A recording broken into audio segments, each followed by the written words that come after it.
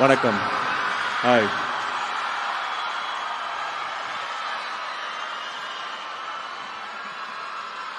எங்கேருந்து ஆரம்பிக்குதுன்னு எனக்கு தெரியல.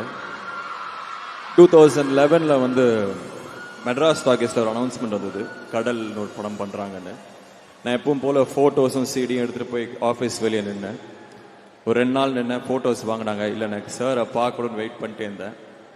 சீஃப் ஏடி வந்து சார்லாம் பார்க்க முடியாது, எல்லா ரோலையும் எடுத்தாச்சு அப்படின்னு அனுப்பிச்சிட்டாங்க.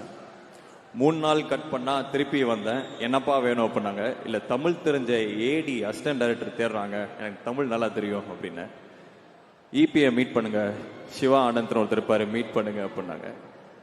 அவர் மீட் பண்ணும்போது அவர் வந்து குறுந்தொகையா இல்லை புறநானூறுடா என்னன்னு தெரில, இன்னி வரைக்கும் எனக்கு தெரில. ஒன்று அழகாக ஒரு பாட்டு சொல்லி எதுலேருந்து வந்தது அப்படின்னு கேட்டார். தெரில சார் அப்படின்னேன். எங்கள் எல்லாத்துக்கும் நல்லா தமிழ் தெரியும், நீ கிளம்பலாம் அப்படின்ட்டாரு. ஸோ அந்த பையன்கிட்ட 14 வருஷம் கழிச்சு இந்த மாதிரி ஒரு படத்தில் ஒரு முக்கியமான ரோல் மணி சார் கூப்பிடுவாங்கன்னு சொன்னால் அவன் நம்புவான். ஏன்னா அவனுக்கு நம்பிக்கை மட்டும்தான் இருந்தது. எனக்கு மணி சார் அவ்வளோ பிடிக்கும். அவரோட படத்தில் இருக்கணுங்கிறது என்னோட கனவு. Thank you for calling me sir. It's truly an honour. It's a blessing. It's an honour. Thank you sir.